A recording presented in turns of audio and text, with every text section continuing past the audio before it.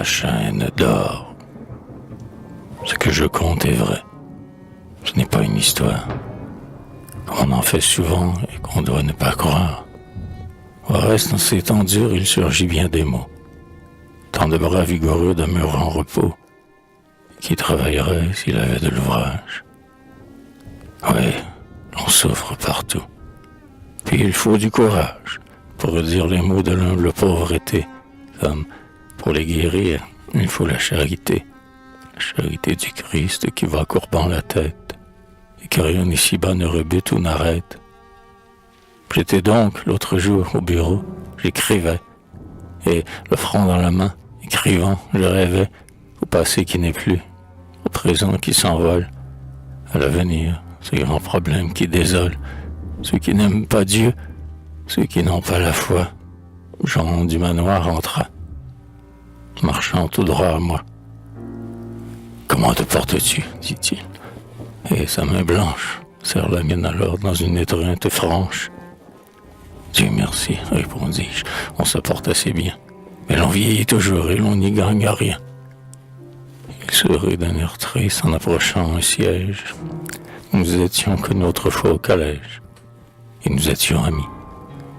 Alors assez souvent, dans les beaux jours d'automne, à l'époque où le vent, avec un bruit plaintif, traîne les feuilles mortes, nous marchions, en causant choses de toutes sortes, sous les ormes touffus qui protègent la cour.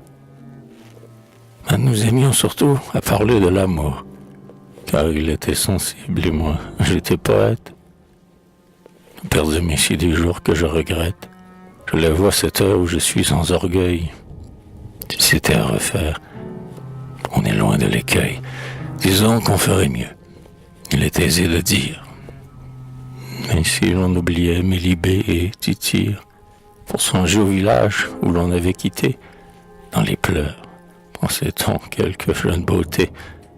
J'en rêvais une femme adorable et fidèle, belle comme Didon, amoureuse comme elle, un peu moins peut-être, et le plus beau des séjours, un séjour dans les champs pour y filer ses jours. Je rêvais aussi moi de semblables délices. Je rends grâce aux cieux qui me furent propices. Jean quitta de bonne heure Horace et Lucien, et le vieux séminaire où plus d'un doux lien, comme un char méconnu, nous ramène sans cesse. Après un long repos, il entra dans la presse pour rédiger l'annonce et l'humble fait divers. Ensuite, il fut commis, puis marchand. Les revers, qui ne sont épargnés souvent qu'à la sottise, l'atteignirent bientôt. Ce fut une surprise pour les riches prêteurs qui perdaient leur argent. Ce fut pour lui la honte. Il reprit indigent pour nourrir sa famille, un emploi que j'ignore. Mais j'en reviens au fait. Si je digresse encore, sois indulgent lecteur et ne murmure pas. Mon récit n'est pas long, mais il est triste, hélas. Jean me dit, le Seigneur t'a fait digne d'envie, un emploi magnifique et pour toute la vie. Des livres, des amis au cœur toujours ouverts, qui nous font oublier que le monde est pervers. De l'argent, et jamais cette peur qui fend l'âme, de voir mourir de faim ses enfants et sa femme. Non, tu ne fus pas, toi, marqué d'un saut fatal. Il s'animait, son œil prit l'éclat du métal. Es-tu donc malheureux, Jean du manoir lui dis-je. Moi, laissons cela, voilà que je t'afflige, voulant être agréable et te féliciter. Mais on voit tant de mots qu'on peut bien s'irriter. S'irriter? Allons donc, est-ce là le remède? Non, on courbe le front, on prie, on intercède, on demande du bois et du pain, s'il vous plaît, et l'on baise la main qui nous donne un soufflet. On commit bien cela, ça s'enseigne à l'école. Il se leva de suite après cette parole. Attends un peu, lui dis-je, il faut encore causer. Ouvre mes vieux bouquins, cela va t'amuser, pendant que je termine une dernière lettre. C'est bien, je t'attendrai si tu veux le permettre. Je t'en prie. Aussitôt il s'en alla plus loin, avec un in quarto, se cacher dans un coin. Alors entra sans bruit, marchant d'un pas timide, une enfant de 10 ans. Son œil était humide. Le rayon qu'il jetait en se levant sur vous valait une prière adressée à genoux. Elle avait les terreurs d'une biche farouche, et l'on ne voyait pas s'échapper de sa bouche le sourire si doux chez les enfants heureux. Elle lui ôtait jolie avec ses blonds cheveux et son chapeau de feutre appuyé sur l'oreille. Si sa joue gardait quelque teinte vermeille, mais elle était, hélas, livide à faire peur. Approche, mon enfant, lui dis-je avec douceur. Que veux-tu? Je venais vous offrir une chaîne. Une chaîne? Et pourquoi? Nous sommes dans la jungle. L'hiver arrive vite, et chez nous il fait froid. À ton heure souffres-tu, pauvre enfant? On te croit. Comment te nommes-tu? Bernadette. Et ton père? Mon père? Excusez-moi, monsieur, maman espère qu'on trouvera bientôt quelque place pour lui, et que nul ne saura ce qu'on souffre aujourd'hui. Il est donc sans emploi? Les places sont bien rares, et les riches, monsieur, sont quelquefois avares. Prends garde d'être injuste à force de souffrir, que de pleurs sécher, d'indigents nourrir. Cher enfant, en ces jours de détresse où nous sommes, et puis Dieu vient à nous quand s'éloignent les hommes.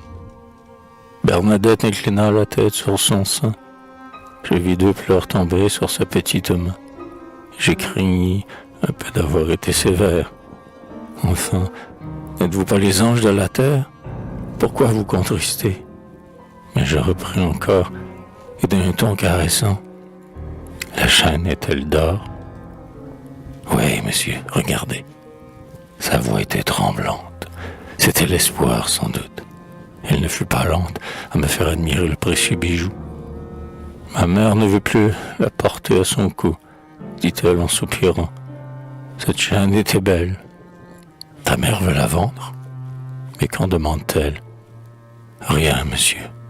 Un sanglot vient d'étrangler sa voix. C'est pour avoir du pain. C'est pour avoir du bois, ajouta-t-elle ensuite en joignant ses doigts maigres. J'entendis rire alors des enfants tout allègres, et cela me fit mal. Je cachai mon émoi. As-tu dîné? Repris-je. Aujourd'hui? Non, pas moi.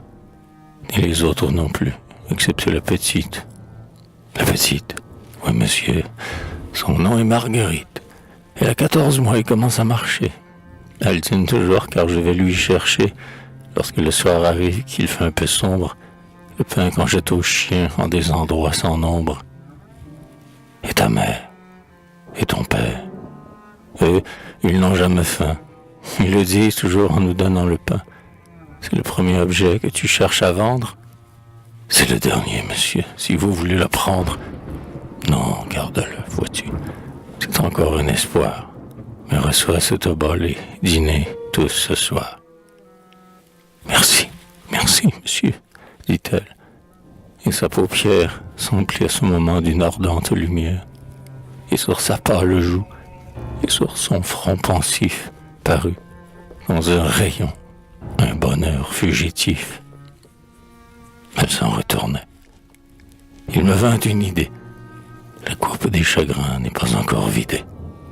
Pour cette pauvre enfant et ses parents honteux, si j'allais voir quelqu'un et demander pour eux. Donne ta chaîne d'or, dis-je à la jeune fille. Oui, la voici, monsieur. Elle est lourde. Elle brille, pensai-je en la faisant rebondir dans ma main. Mon ami Jean lisait je ne sais quel bouquin. Je m'approche de lui, le touche sur l'épaule. Veux-tu faire une aumône? Une aumône? Mon rôle, me répondit-il hélas, serait d'en recevoir. Je crus qu'il plaisantait. Je ne pouvais le voir, incliné sur son livre et tout à sa lecture. Il n'avait pas vers moi retourné sa figure. Achète pour ta femme un bijou précieux, repris-je, lui mettant la chaîne sous les yeux. D'où vient cela? Fit-il, bondissant sur sa chaise. On garde le secret, mon cher, ne t'en déplaise. Voilà, quand on est pauvre, à quoi l'on est réduit. Et quand tout est vendu, l'on meurt dans un réduit. Tu connais cette chaîne, et tu sais quelle dame? Il m'arrête soudain, se reprend. Sur mon âme, ajoute-t-il alors, je ne sais rien du tout. Je ne sais que cela, la misère est partout. Mais cette chaîne, toi, combien l'as-tu payé? Cette dernière phrase, elle fut bégayée. Elle n'est pas à moi, mon brave du manoir. Non, à qui donc alors? Il faudrait le savoir. Quelques nobles gens, honteux de leur misère, qui vont mourir de faim au milieu de leurs frères. Plutôt que mendier, j'en dis. C'est vrai cela?